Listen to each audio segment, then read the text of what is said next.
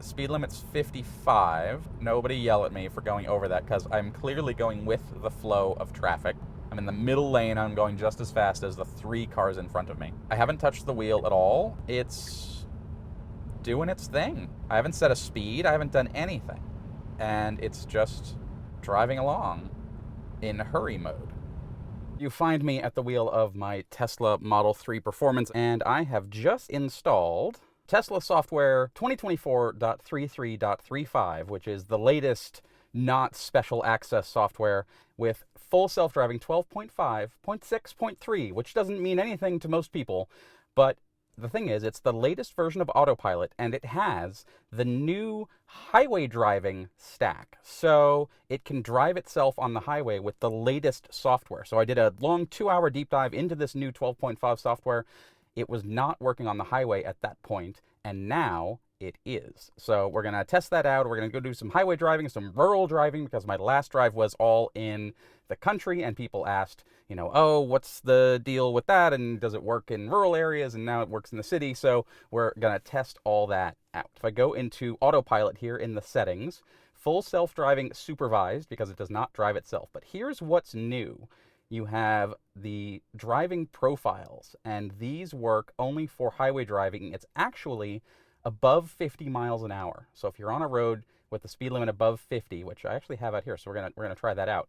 You have chill, standard, and hurry. So drives faster with more frequent lane changes, drives at normal speed, adjusts with traffic, drives in slower lanes with minimal lane changes. One thing a lot of people have complained about is it driving under the speed limit, driving too slow for the road. So let's actually try hurry. Max speed offset, this is can contextually drive above the speed limit or the predicted road speed to match the flow of traffic. This specifies the maximum speed it is allowed to drive as a percentage offset applied to the speed limit of the road or the predicted road speed. So this is if the speed limit on the road is 45, but everybody's going 65, it will increase its speed to match what everybody else is doing up to a point. So their recommended on that is set at 40%. And then you've got some other settings here that we don't really need to worry about.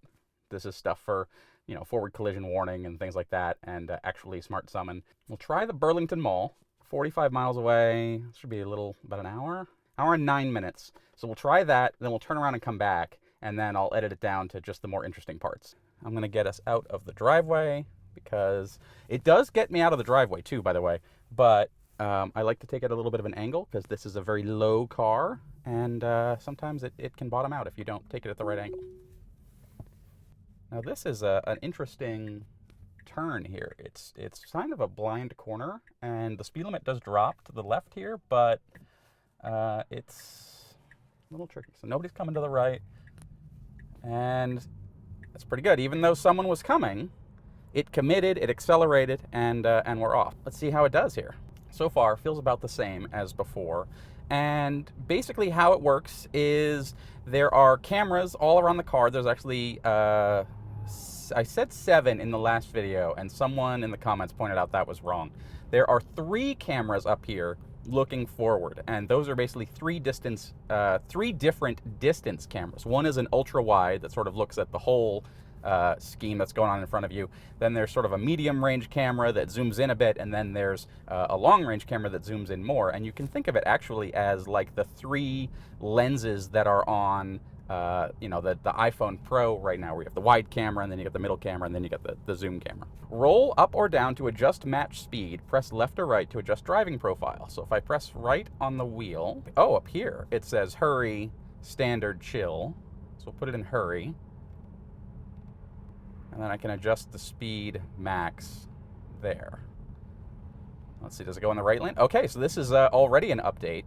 On the prior version, it would always go into the left lane and stay there. And on this one, it's going into the right lane. So if I turn the wheel, it adjusts the max speed up here. Okay, so that's cool because people have complained actually about the car going too fast and you not being able to slow it down. And you can speed it up by pressing the gas pedal. So if I think 52 is a little slow for here, I can just give it a little bit of throttle. It stays in FSD and it just speeds up a little bit.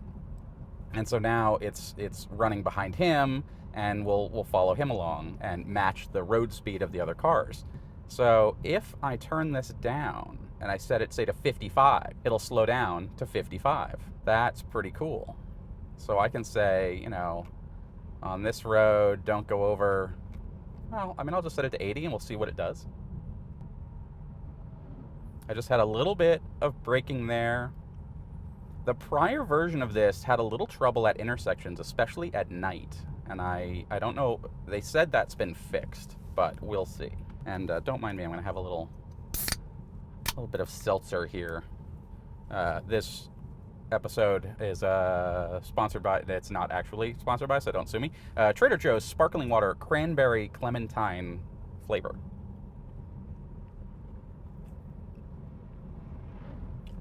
It's pretty refreshing. Contains no juice, 0 calories.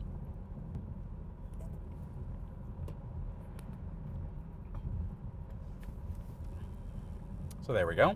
It's not bad. So we're still going along here, and our max speed is set to 80. And let's see, stay in the right lane. Yes. The really short version of what makes this software interesting is that if you've ever used ChatGPT or the similar large language models, LLMs, basically how those are trained is you feed it, you know, news articles and the context of every book ever written, all sorts of information. And you give it lots and lots and lots of information. That's a little weird. It's moving over and the lanes are going away. It was going to pass, I think. That's interesting.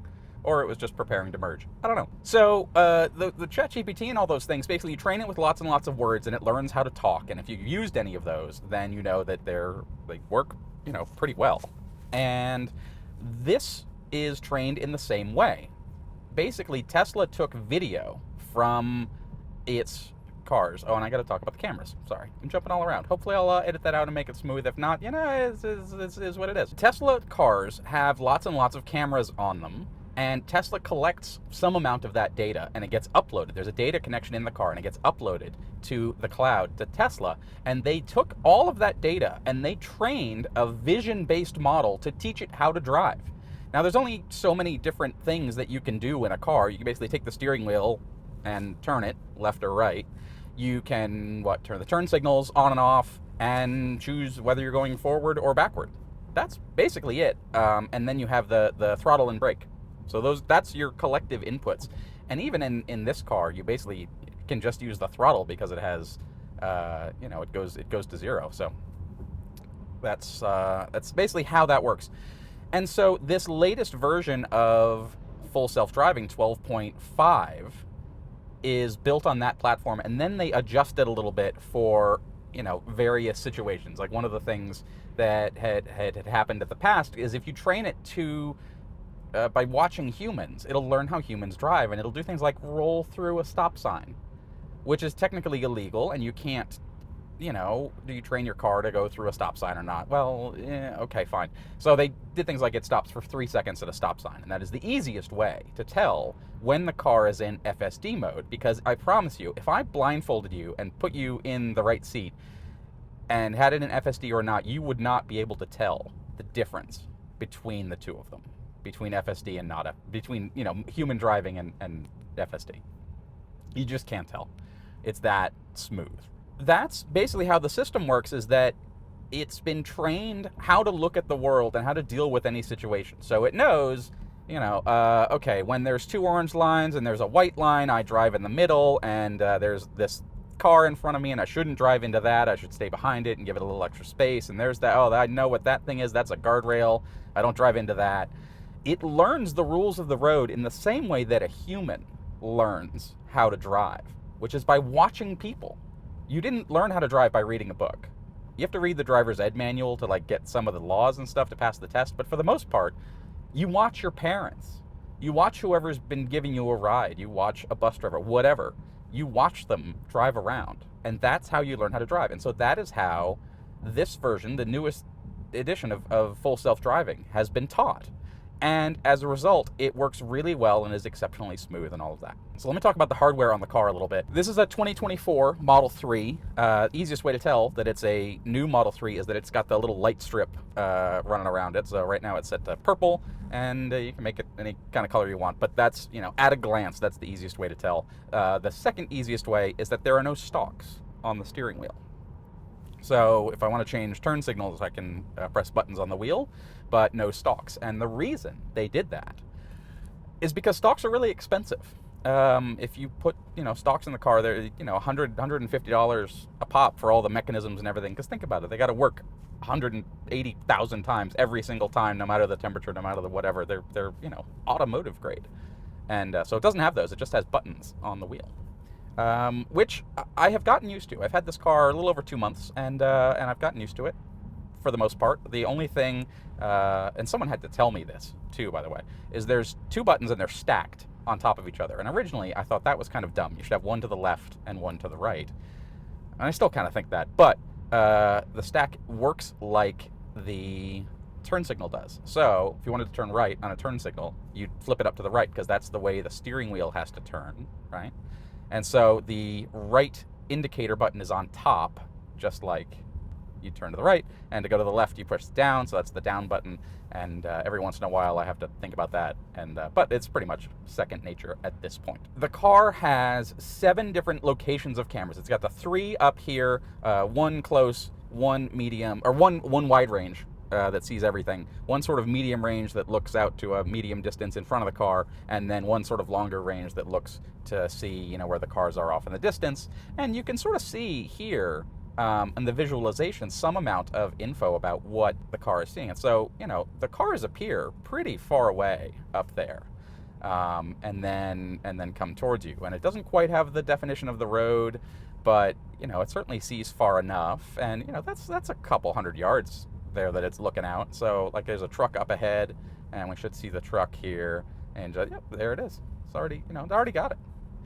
So it works well, and it works during the day and it works at night. I'm gonna try and shoot a video at night. We'll see how it works, because it's hard to get video at night. I want you guys to see it because I've gotten lots of questions. I actually drove around the other night when it was raining and dark, and it worked pretty well. And I will say that I have Rain-X'd my windshield, which everyone should do. And I'm also not sponsored by Rain-X, though I wish they would sponsor me, because it is fantastic and it just makes the water bead off. And for FSD, it is top notch.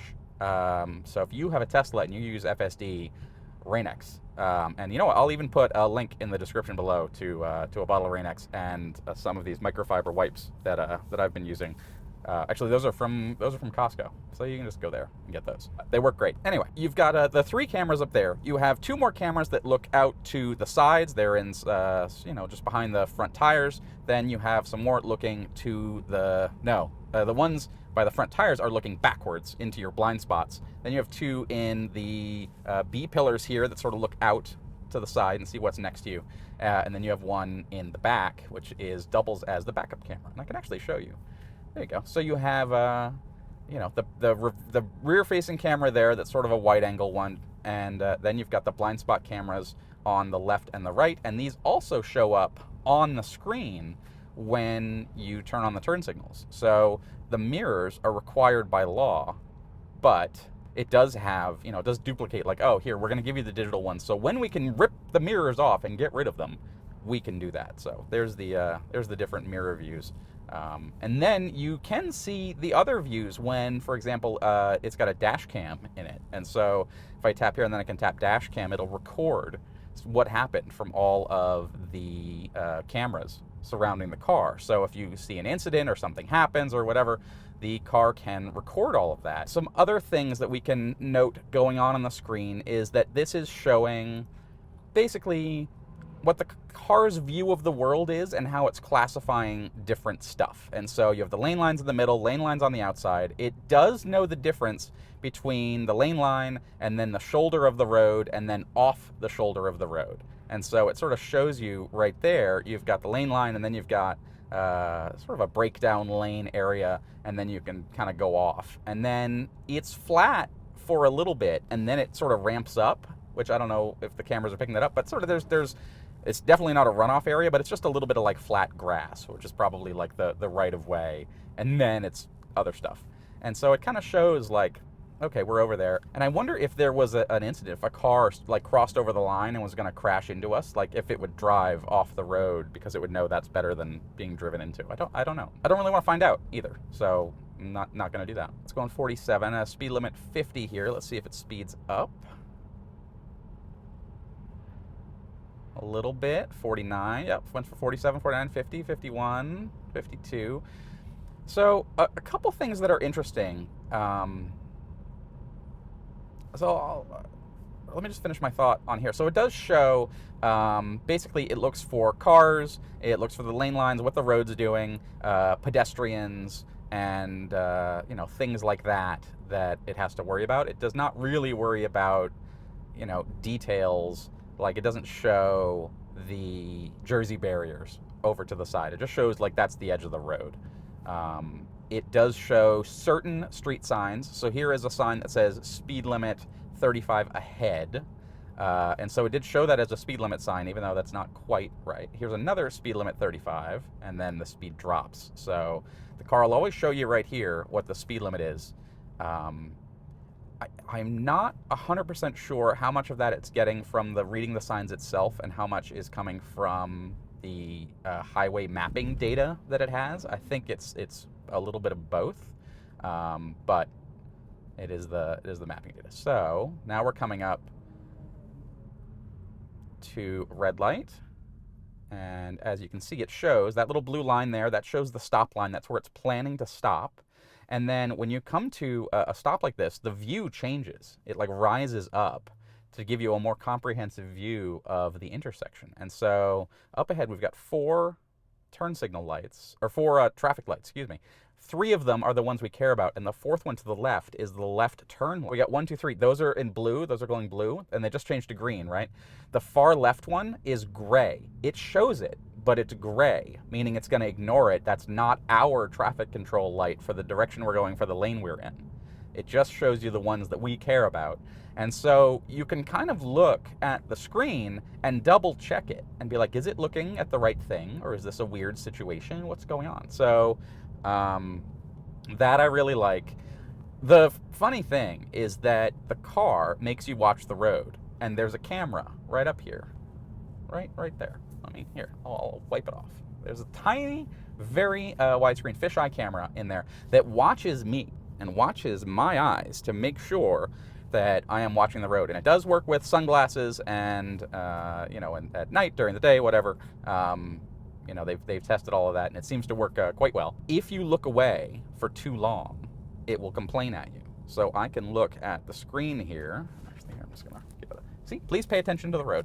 I've touched it a few times, and I want to keep this clean for the video. So there we go. Is that it's very easy to look at the screen and just stare at it and see what the car is doing. And then you have to, remember to look at the road and make sure you're looking out at the real world rather than what it thinks the world is doing. So, so we got yellow lights. It already sees the yellow lights up ahead. They're yellow right there. Now they're red. And then as we come up, it'll change the view, and we'll get our stop line, and I have to look away, see? And so now it sees everything that's going on. Over here actually is a parking lot, so it sees cars over there in the parking lot. To the left is a FedEx truck, or not a FedEx truck, it's a tractor-trailer truck. Over there, it's sitting there, and so it sees the lines. It knows over there that there's 2 turn lanes. It knows there's a turn lane in the other direction, so 1, 2. So it knows a lot of what's going on. So this is all info about what the car sees in the world, and its own internal mapping. And then up here is the navigation map, which is loosely based on Google Maps.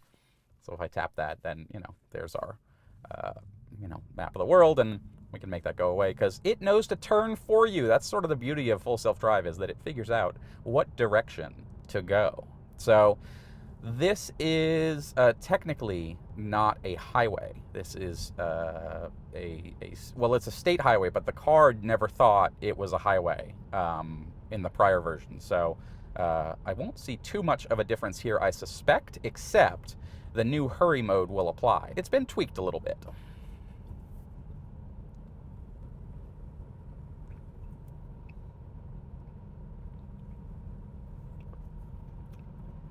So it's going a little slower than the speed limit. What if I move it from standard and then go back to hurry? Does that affect it?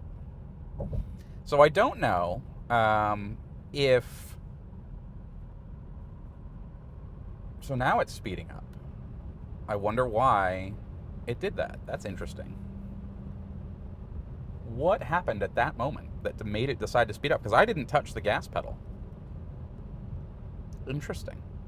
So this is, curiously, this is about the speed that I would drive on this road, 65. And so you can actually see the the Escort Redline 360C, the right-hand number is a GPS readout of how fast you're going. And so you can see that we are going 66. I do think it would be funny if you could tie that into FSD on the car and it would slow down, because I have had to disengage the self-driving a couple times because there was a cop and I wanted to slow down. So now I could actually use the little speed wheel to do it. So here, I'll put it at 70. Please pay attention to the road. I'm sorry, I don't want to strike. No strikes. That's bad. So it has a strikeout system, and you know, this is for the nanny folks. So it does watch you, and it's you can see if I look away for very long, it is getting mad at me and saying, "Hey, you need to pay attention to the road, buddy." And if you do it too many times, it will get more and more aggressive and will eventually cut off and hand back control to you. And when it does that, it will not engage again until you put the car in park. And so you have to stop, put the car in park, and take it out again. And then you get a autopilot strike. If you get 5 of them, it will disable FSD entirely on the car for a month. And you can lose a strike by having 7 days without a strike. So if you get one on Monday, that one on Monday will fall off on the following Monday. But if you get one on Monday and then one on Friday, you have to go till the next Friday to have a strike fall off. So, ironically, not that I would ever text and drive, but if you are someone who does text and drive, you really can't do it with autopilot unless you like hold your phone up here and then everyone can see that you're on your phone. And I have, you know, the thought crossed my mind of like, I've got an iPad with a stand and I could like put that up there and it would look like I was watching the road, but really I'm watching a video or whatever. So that's you know, whatever. But at some point in the future, in a year or two, Tesla is going to have full self-driving, not supervised. So this is supervised, and then you'd have not supervised. So I will say that sitting here in hurry mode, it is perfectly happy to zip down the road with the flow of traffic, because basically this is where people typically like to drive, unless you have slow people who only go the speed limit or something. So that's pretty good. Good job, Tesla, on that one. So we're about to take this exit. Let's see what it does. Signals. Begins to slow down. I will say that hurry is hurrying. This is assertive is what it used to be called. Now it's called hurry, and it is definitely hurrying.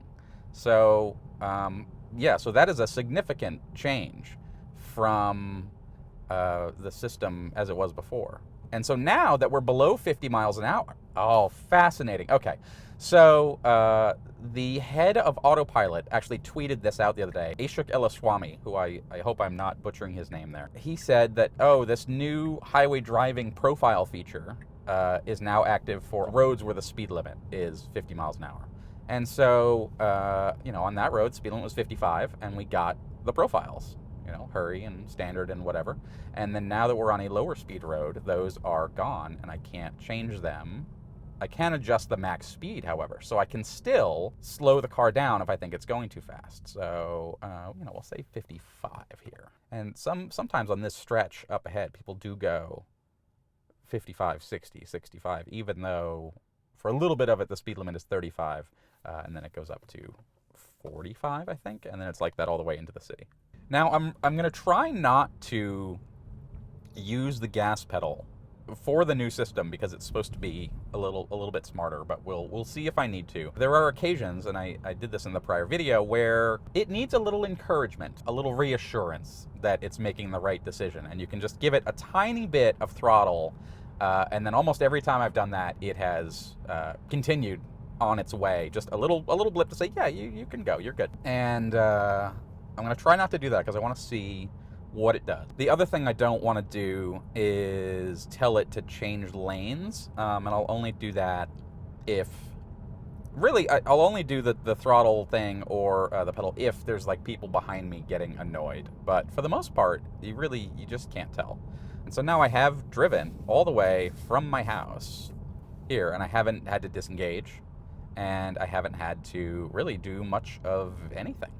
I don't know that I've touched, I don't think I've changed lanes or done anything. No, it's just been going. This system is very good now, and what I've been waiting for, the real impressive part, was going to be when the end-to-end highway came on. So I've been looking forward to testing that, and we're going to do it here in 5 miles or so. We're going to do a bunch of red lights and things first. So we're going to get a little cross-section. Before, it did a great job in sort of the rural area and the back road kind of thing. And you can get more back road than that, and it does fine. It does the same. Now we're sort of suburban area, interminable red lights, Walmart, gas stations, grocery stores, all those things. And it does just fine. It's so much more relaxing to drive this way. And all you're really doing is like watching the road, looking to see if anything's weird, if anyone's going to jump out in front of you. But, you know, I haven't yet with this car, and I've been driving FSD a lot. I've never had a true safety risk intervention where, oh, I had to avoid a crash or avoid, you know, it's going to go through a red light at 40 miles an hour. Never had any of that. And I've been running 10.5, a variant of 10.5, since I got the car. All of the times I've had to intervene, a lot of times it was navigation related. It was going to be in the wrong lane, or it wasn't. A lot of it was times on the highway when it wasn't aggressive enough in trying to cut into lanes. So like it's trying to get off the highway and no one will let it in. It'll turn on the turn signal and no one lets it in, and it's stuck 2 lanes over. And it's like, well, okay, if I was a human driver, I would just cut in, and it's not going to do that. And so I've had to take over a few times when it did that. And, you know, it's just if cars were more polite, drivers were more polite, you know, they would let them in. I think in the future, Teslas are going to start talking to each other. And so there are enough Teslas around. This is, you know, we're in New Hampshire right now, but we're in the Boston area. There are enough Teslas around that they could, like, oh, Tesla will let you in because it's on FSD and you're on FSD, and it'll let you into the lane. That'd be nice, wouldn't it? People be polite and let you slide over. We'll see. It's probably too much to ask. You know, I haven't had, oh, I'm about to crash intervention sort of thing. It's all been like edge cases where it came to a stop. Like, you know, in my last video I had one where it came to a stop at a red light, and there was, the light forward was green and it couldn't turn right, red on red, but the sign was far away. I couldn't really see it. I don't even know if they can pay attention to no right turn on red signs either. It stopped, waited, and there was no one coming. There was no pedestrian in the way. There was no nothing, and it started inching forward, and I stopped it, so I did not break the law on the video. But I'll be honest, if I was driving, I probably would have made that right turn. You know, okay. Let's see, our max speed is still 50, 57, 56, 50, sure, 55. We'll make it on this road. Pay attention to the road. I'm sorry. I'm very sorry. It's doing fine. Haven't, you know. I don't see setting a max speed as touching the wheel. That's a setting with full self-driving. I'm adjusting a setting. It's the same way as adjusting the hurry or the standard mode. You know, some people think, oh, if you have to touch the wheel to tell it to change lanes, you're, you know, it's not really driving the car. It's like, yeah, it is. You're just giving it a preference. And it can change lanes perfectly on its own. The main problem, especially on the highway, is that it wouldn't move back to the right. It would pass in the left lane and then it would just sit there forever no matter what, even if there were people behind you who wanted to go faster, which is super rude, and don't ever do that. And so I've heard that the new one will now move itself to the right. So we're gonna test that out. Red light, traffic, Again, it's doing fine. There is a little bit of a weird situation right after this because it goes from 2 lanes going straight to 3 lanes going straight, and then a couple blocks up, the right lane that we're in right now goes away. So let's see how it manages that situation. Does it move over? Like, I always move over into the far left lane because it's faster. So we'll see what it does. It seems like perfectly happy just to stay in the right lane with the big manhole cover holes. So we go up through this light, and then I think it merges after that. Yeah, it's up here through the next light a little ways. Where we're driving right now is not a wholesale upgrade. It's just sort of smaller updates that they're making all the time, and they don't specify all of them, which is a little annoying, I guess, but I guess people might try and test it and they just don't think it's necessary, because just leave it alone. It'll get better at some things, worse at other things. And when you do an intervention, you can press the talk button and send them feedback. And I don't know if it's ever listened to or not, but you know, it's good to give feedback, and it says why did you intervene. And a lot of the things I said were like, you know, oh, there was a police officer and I needed to slow down, so I needed to intervene. And now with the speed control thing, you can sort of do that yourself. Or, you know, oh, it was going to go straight when it should have turned right for the navigation, whatever. So it's stuff like that. And that's the sort of thing where it would re-navigate. Okay, so there's the right lane sign, where it would, you know, figure it out if it makes the wrong turn, or isn't able to make a turn. It'll turn itself around. And when it's an AI car, you know, it won't really matter that much, because it'll just figure itself out. You know, and it'll be interesting to see, you know, if it ends up like a UPS route is designed specifically to avoid unprotected left-hand turns because they're dangerous, and, you know, a company as big as UPS is making many of those a day, and if they can get rid of them, it drives their insurance costs, you know, their crash costs down, which is a good thing. That's what they want to do. And the car may be able to route you to your destination where, oh, let's make 3 right turns instead of making this unprotected left, because we know this unprotected left sucks. And there are places where you can, you know, see, God, traffic just keeps coming this way, and there's a zillion things, and it's whatever. And it's like, okay, it could train it to do that.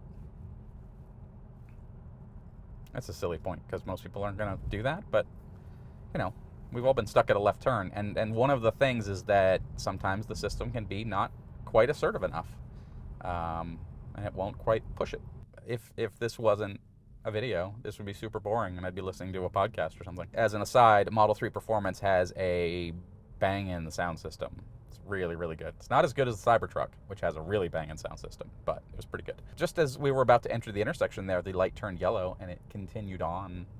Didn't try and stop, which was good because we were already into the intersection, but that's still kind of neat. Some updates that they have said are coming are things like adding, for example, I have a friend's house that I go to, and she has 2 dedicated parking spots, and when I put in the address, it doesn't take me to the right part of the condo complex. And it's like, well, if I could tell it, hey, park in this parking spot, soon you will be able to do that. And, you know, you won't even just have an address, you'll have a specific place. So if you have assigned parking, it can pull in and then park in your assigned parking spot. And that's pretty cool. Right now, you can have it pull in, if it pulls into the right place and everything, then you have to stop, disable FSD, so hit the brakes. Then it'll show you a little map on the screen of available parking spots. So it can use the cameras to see a parking spot. Then you tap it, and it will automatically pull into that parking spot. And in an update, they will make it so that you can train it like, oh, this is my parking garage, or this is my assigned spot, or whatever. And it will go and park in that spot for you without you having to touch the wheel at all. Which is not a crazy thing, because it already has the auto park feature, so it knows how to park in a spot, and it knows how to navigate you to an area, to a point, and so, you know, it does the same thing. It'll just connect those 2 together. Up ahead, we've got a left turn just after this light, and so it's going to have to move over. So it turned on the signal. It's slowing down because it sees space behind this car, Moved into it. Perfect. So it knew that we had an upcoming left-hand turn. It saw an opening. It took it, moved over, easy peasy.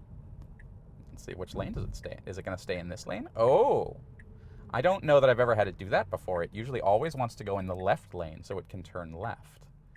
But now it's turning left from the right lane, which up ahead in about 2 miles or so, we're going to want to take the right lane to exit off. And so I wonder if it's looking ahead and saying, oh, I want to be in the right lane up ahead, so I will be in the right lane here. That would not surprise me, but also maybe it's just looking at this intersection and it's perfectly happy to be on the right side. I don't know.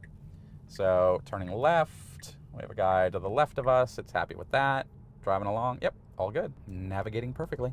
One other thing to note, I have put on my winter tires on this car. I took off the 20-inch wheels from Tesla that come with it, replaced them with a set of Martian wheels. I'll put a link to them down in the description, but they are great wheels. And then I put a set of Nokian tires, which are, it's a tire company from Finland. Fantastic winter tires, the best that you can get. And their latest tire is the R5, and I have a set of those on there as well. It is a little chilly today, 46 degrees, the car says.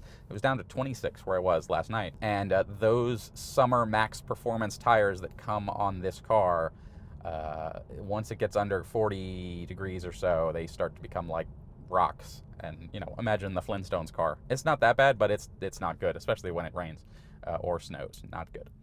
So, got the winter tires on, and they are much more efficient than the big max performance summer tires are, which, you know, that it makes sense in a bit because the tires are narrower. Overall, in the 650 miles I've put on, I've got 251 watt hours per mile, so about 4 miles per kilowatt hour from that.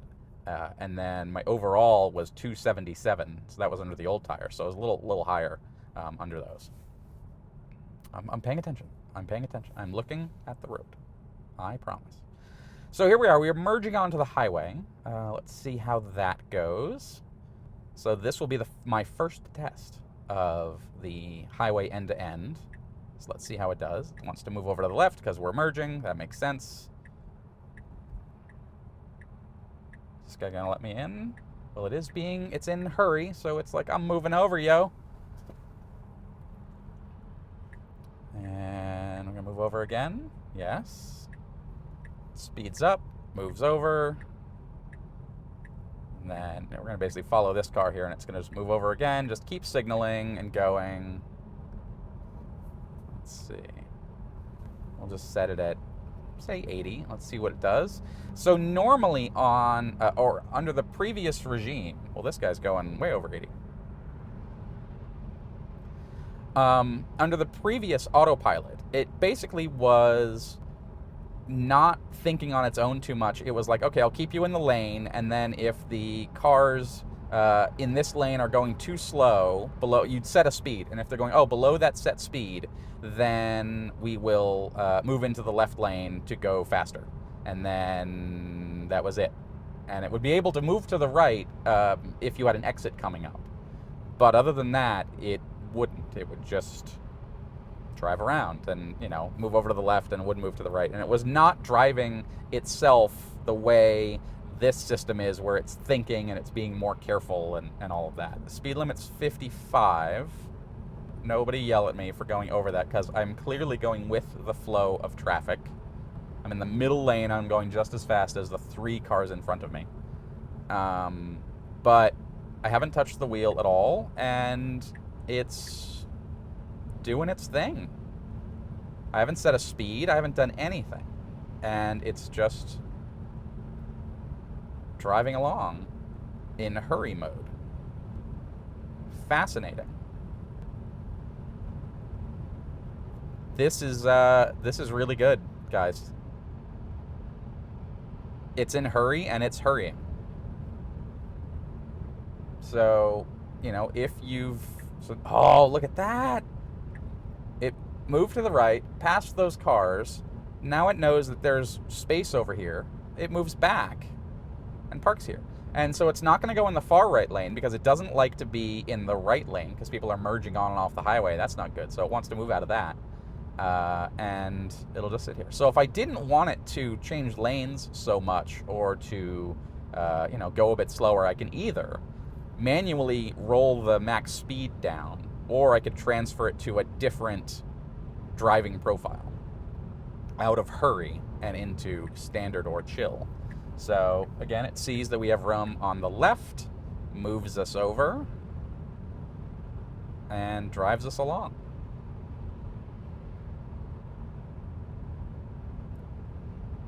I wonder if the max speed you have set affects it at all, or if it's just looking at the speeds other cars are going at that moment, or the speeds other Teslas have made, because a lot of Teslas drive on this road. There's one right up there. We're in Nashua, New Hampshire, and we're about to go into Massachusetts.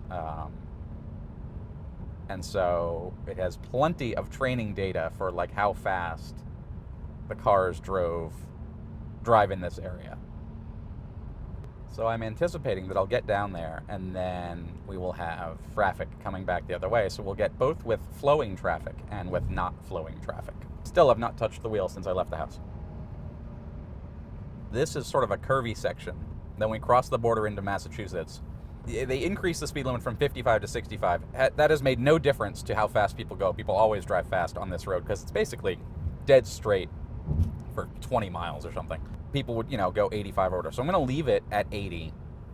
I can almost assure you that there will be people who are going to try and go faster than that. So we'll see. And what I'm most curious about is, right now it's perfectly happy to be going this speed in this lane.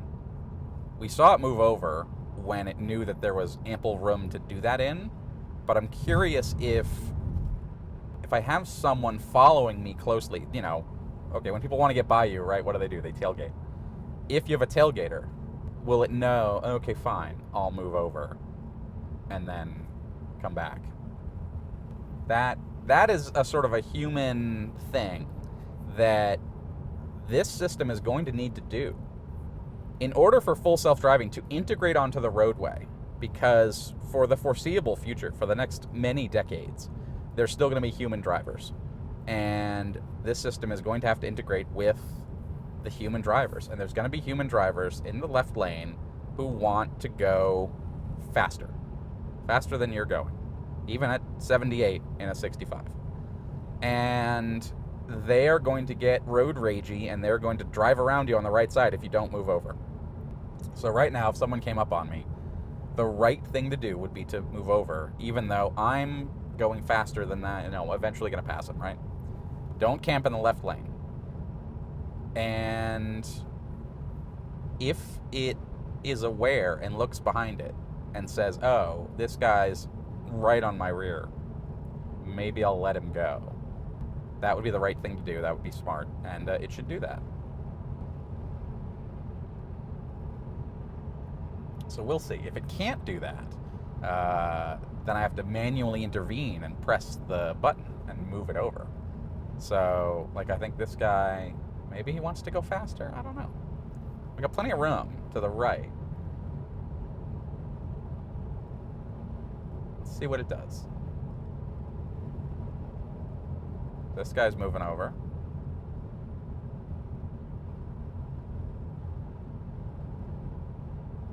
See if I can show you. Yeah, so that guy's he's a ways back. He's not nearly on me yet. He might have adaptive cruise on and he's just sitting back there.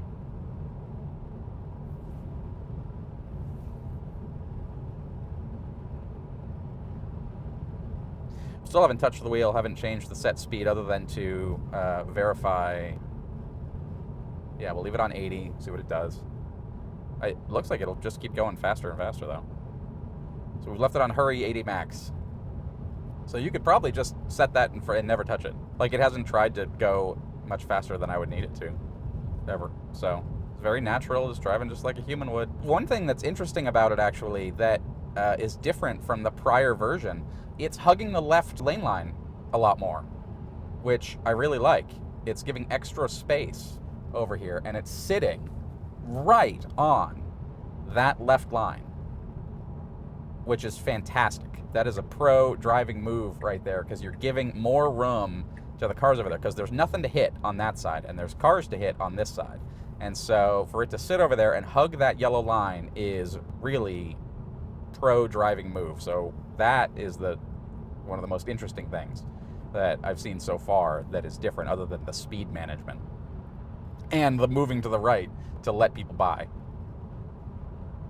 That's huge. That is a much less annoying system.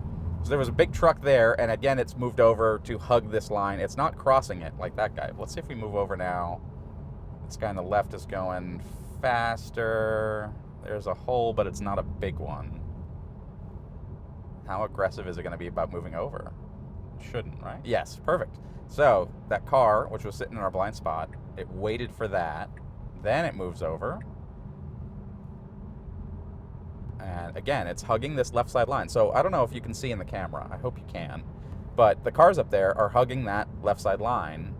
Part of that is to look around the guy in front of them and say, hey, there's a guy here. Oh, there's a construction vehicle on the left. Let's see what it does for that. It does move over a bit. Just sort of. Okay. It basically followed the car in front of us, did what they did. So, yeah, so that's very interesting. It's basically driving like a human would. Those cars speed up. We're slowly speeding up. I'm really interested. I would love to get more info from the team at Tesla about how the speed is determined.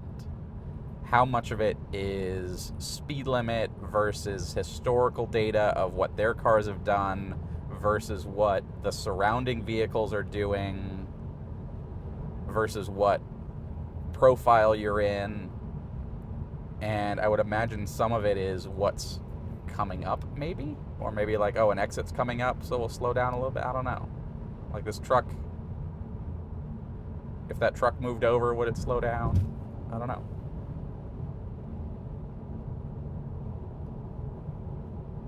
But the speed management's working great. This is really impressive.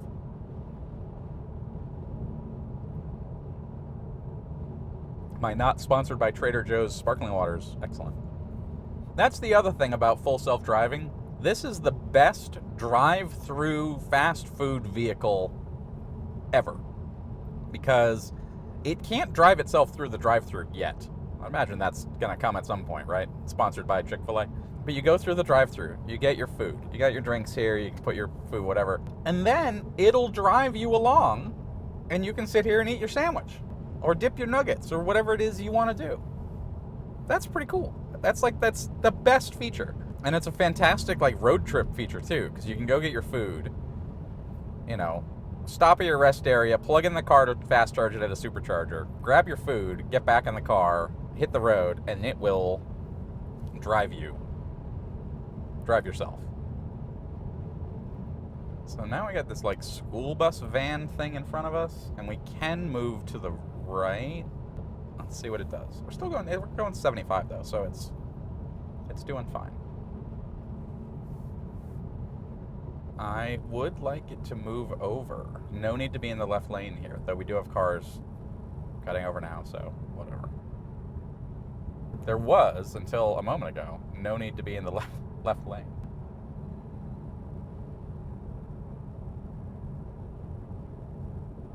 And so actually what I'm going to do is I'm going to add a stop.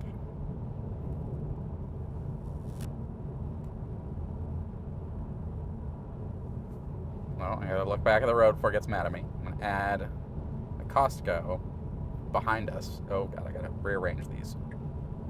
Nope. It's gonna try and turn me around. I don't want to do that. I wanted this to be a stop after.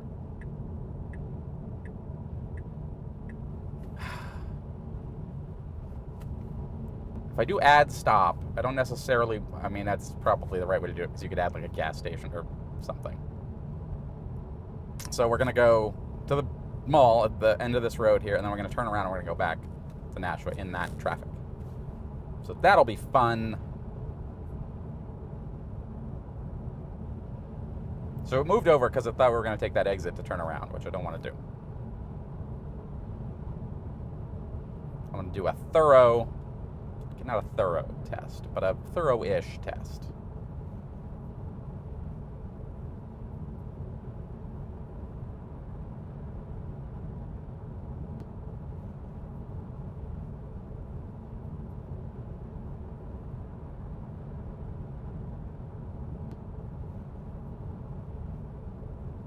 And we're in plenty of traffic. We're in the middle lane.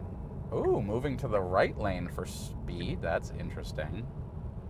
So it moved to pass on the right. Interesting. Very, very interesting.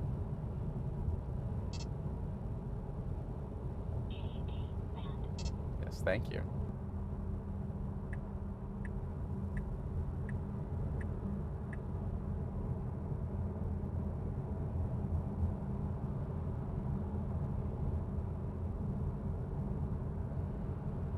We're sort of stuck here. I wonder if it moves over again. After this SUV, there's room.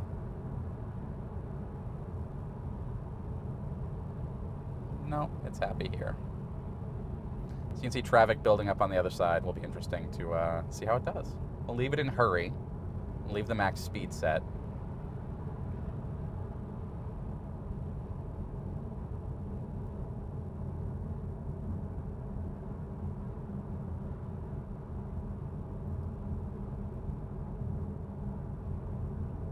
New Mini Cooper looks interesting. Ooh, coming up on the left, an Ioniq 5N, the competitor to this car. A competitor to this car. That car can fake gear shifts, but this one's faster. So now 80 miles an hour. So we hit the 80 max, and then it promptly moves back over to the right to sit in the right lane. This is good. This is very good behavior. Car is being well behaved. And it's perfectly happy to go with the flow and stay up with traffic, and it adjusts the speed dynamically, which is very interesting. It's like an adaptive cruise control, only it's smart. And it's like, I'm going to look at the traffic around us and figure out what the most appropriate speed is. And again, what I'm really curious about is how much, if we're going 70, if it's going along at 77 and the max is set at 80. Will it still do 77 if the max was set at 85? Or would it say, oh, the max is 85, so I'll go faster? I don't know what the answer there is. I'll send a note to the Tesla people, and we'll see if they respond. Sometimes they do, sometimes they don't, so we'll see.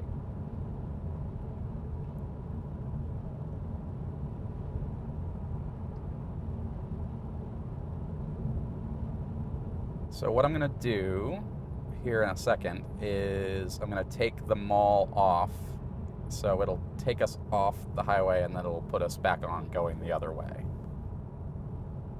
And I still have not touched the steering wheel. No interventions, nothing.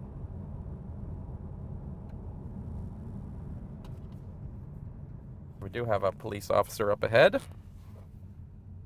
We're going to give him extra space. Nope, nobody else is. There's nowhere to go anyway. So it sees the car just stopped there. I don't know what he's doing. He's just hanging out, playing on his laptop. And he does not have his radar on.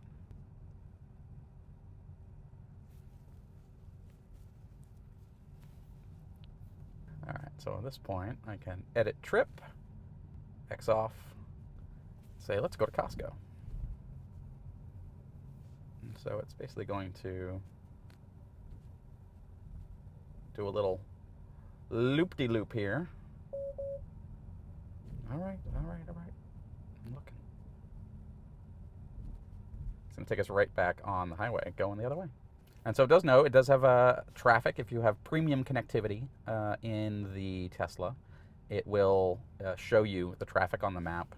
And actually, regardless of whether or not you have premium connectivity, it knows about the traffic, and it will route appropriately for the traffic. What's this guy doing? What are you doing? You're just an idiot on your phone, deciding, I want to merge. Whatever. Did a good job. Car did good. Still haven't intervened.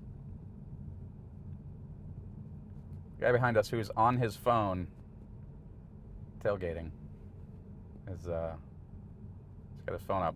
He's either taking a video of us or he's like texting. But he thinks I'm not going fast enough, which is odd because the car in front of me is going just as fast as them. All right, now we got to yield, move in the right lane, take an exit, go through a red light, get on the highway.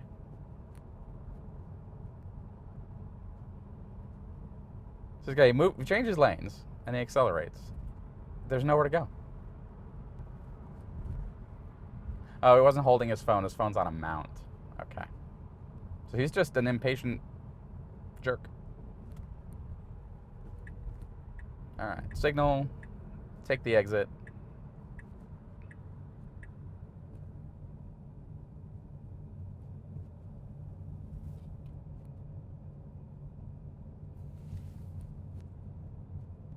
It's bright.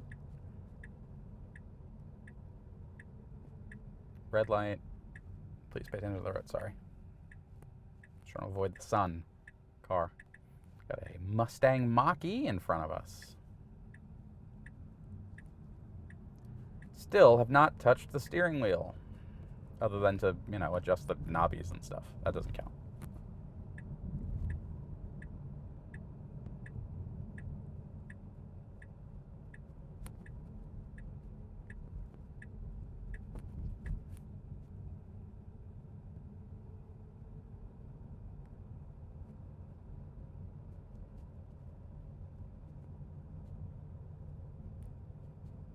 Getting back on the highway here. Stopped traffic. There's a merge up here. This always backs up.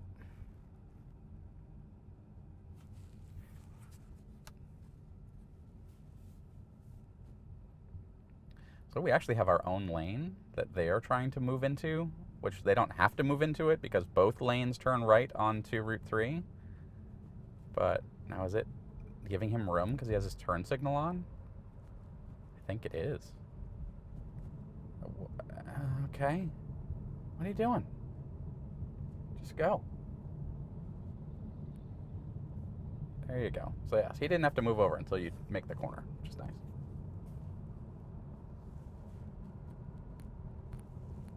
All right, so now we're merging back on the highway. Still in hurry mode. And it wants to move over. Now, will it move over before... As the solid white merge line ended, the wheels were just starting to move across. So, yeah, still going.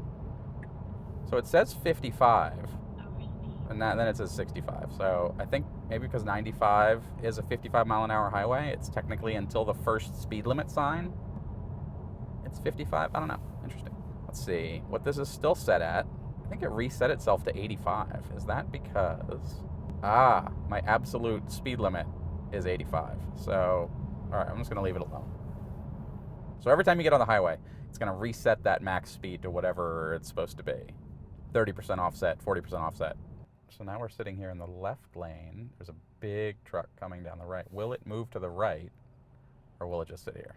Because this is one of those things where it's like the beginning of Office Space, where you're in one lane and then it stops and that lane's going and you move to that lane and then this lane goes. And it's because you have this sort of spring effect of these cars and they end up really close together and then it takes time for them to move apart. They start to bunch up again and you slow down. But different lanes do that at different rates. And so that lane will move a bit and then this lane will move a bit. And it doesn't mean that one lane isn't faster than the other. Sometimes they are. The reason that one lane seems to be moving and then it stops and then the other lane moves is because of that spring effect. Like, there's a tractor trailer right there and it leaves a lot of room right here. And so that lane will be slower to get going. But then once it does get going, it has more room before it gets bunched up and slows down again.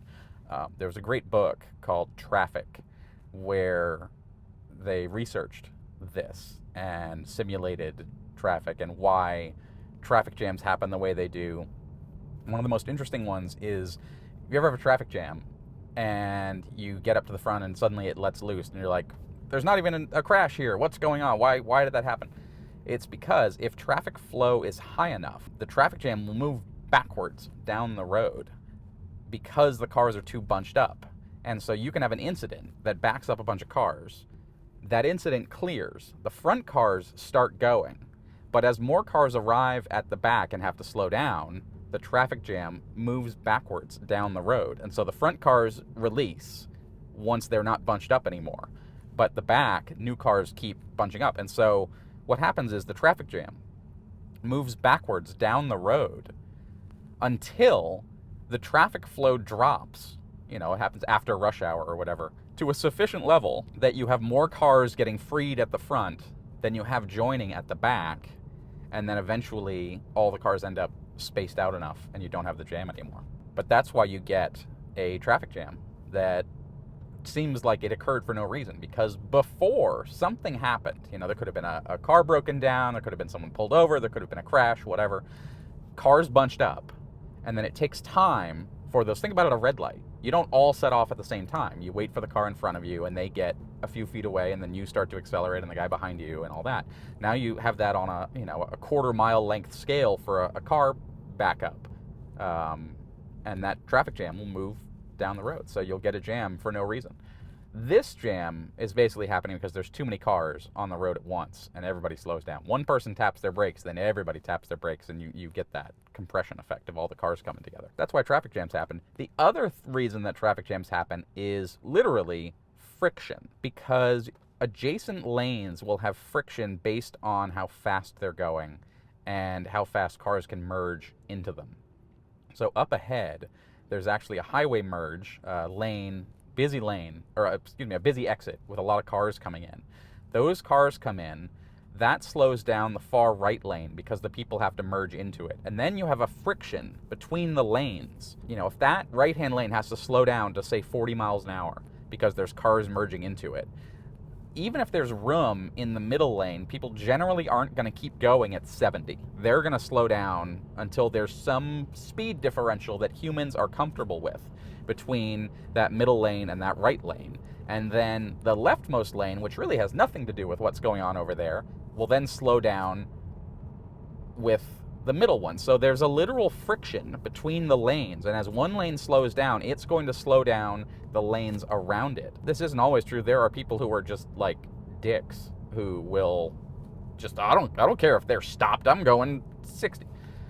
And that's how you have crashes, because people pull out and whatever. You don't want too big a differential between the lanes. And so that's just a natural human driving thing that I suspect FSD, it's not aware of it, but it will naturally do. It won't want to, even if this lane was totally clear and that lane's going 25, it's not going to go 70 in this lane, because you just wouldn't do that. That's a human nature thing. It's a risk tolerance thing. It's like this, you know, someone could pull out. You can't be going too much faster than everybody else. And now there are people that do that, but they shouldn't. They need FSD. I will say FSD's doing great. I wonder if I put it in standard, if it would just go sit in the middle lane instead. Let's try it. Or maybe it just doesn't accelerate as much. Let's go look at the labels again. Drives at normal speeds, adjusts with traffic, versus drives faster with more frequent lane changes, or drives in slower lanes with minimal lane changes. Let's try standard for a bit, see what happens. I bet it doesn't matter in stop and go traffic like this. It just doesn't. Oh, it does set off a little bit slower. That's kind of interesting. When the car in front drives away, it accelerates a little less vigorously, which... Hey Tesla, here's some feedback for you. I think you need a mass hole mode, which will stay close enough to the car in front of you in stop and go traffic that no one can pull in, because if someone wanted to, they could pull in front of me, and then we'll just go backwards. So let's put it back in hurry and see. It's a little more aggressive. Yes, it's getting a little closer. I don't know how much you can see on the camera, but it's a little closer to the car in front. But yeah, you need a tailgate mode, because this guy's just pulled onto the highway. I bet he moves over. Even though what the car's doing is it's trying to leave a little bit of buffer so that it doesn't have to brake as hard when he brakes, because that's how you get a traffic jam. But not enough buffer. We compress, we slow down, because you need a certain amount of space in feet between the car in front of you, because as you start going faster, the distance you travel in a second increases. And so when you're going 3 miles an hour, you might only need 10 feet between the cars. But when you're going 45, you might need 100 feet or 200 feet, 400 feet, whatever it is. And so now we're starting to break loose a bit. Again, on the highway, hugging the left side of the road here.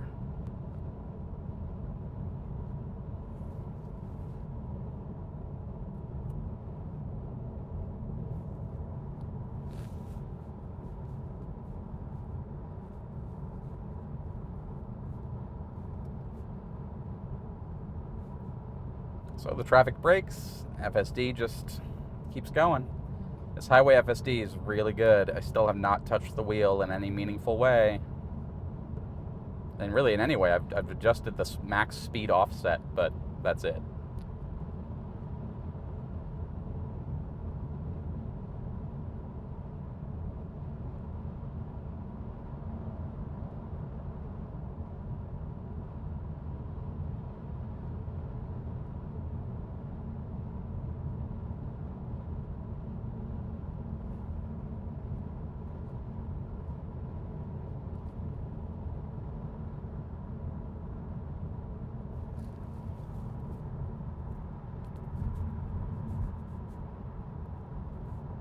All right, let's try again. We'll put it into standard. And then, it immediately moves over.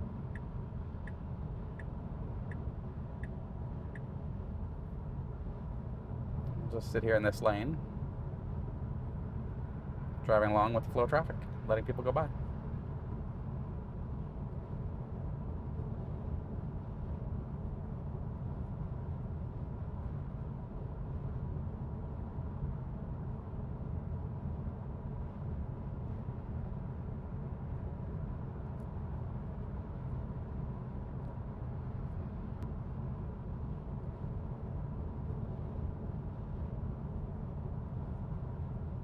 Now if I go back in a hurry,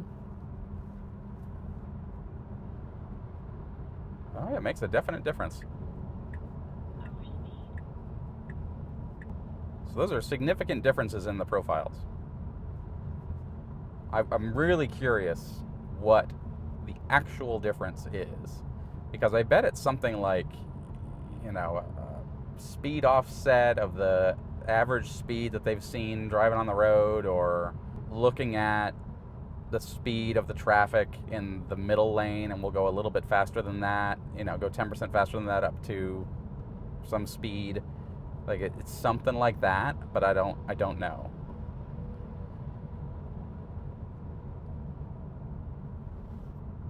And I don't think they've said. I think it's too new.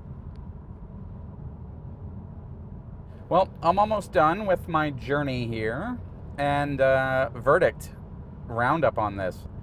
The new version of FSD, 12.5.6.3. It is incredibly good. I have not had to touch the steering wheel in 75 miles, more than an hour and a half. It's doing a fantastic job. It feels just like a human. The speed profiles are very interesting. I think this is moving over either to get off the highway in 1.8 miles, or just because the middle lane is going fast enough for it to be happy. But it is deeply impressive. This is full self-driving supervised. The car is driving itself. And there are certainly situations in which I would need to take over. But for this being a totally normal drive, if this was your commute or something, I hope not, because driving down to Burlington and then turning around and coming back is not great. But, if you have to drive on the highway to get to work regularly, or you do long drives or whatever, this is fantastic. I don't have to touch the wheel. I just look forward and make sure nothing weird happens.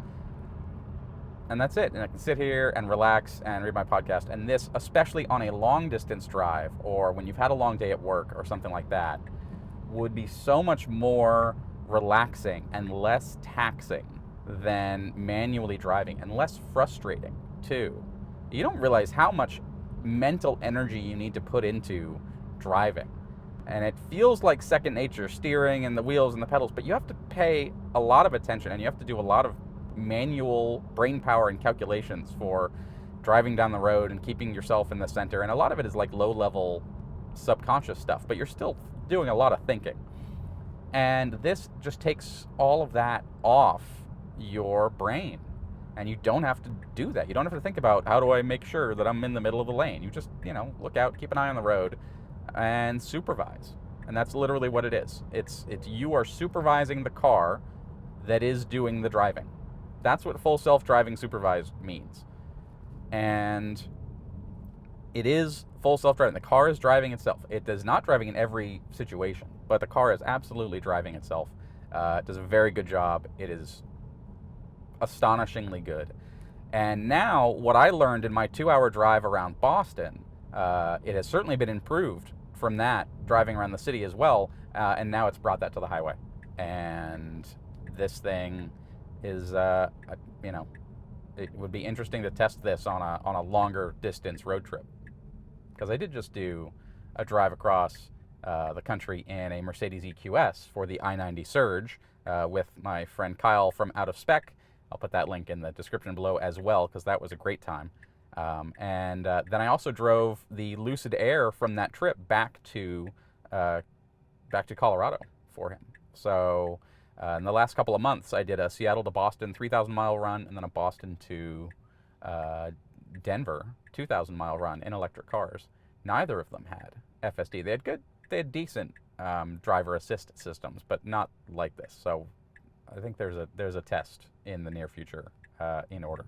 So that's it. I'm going to go to Costco and get some groceries. And thank you so much for watching.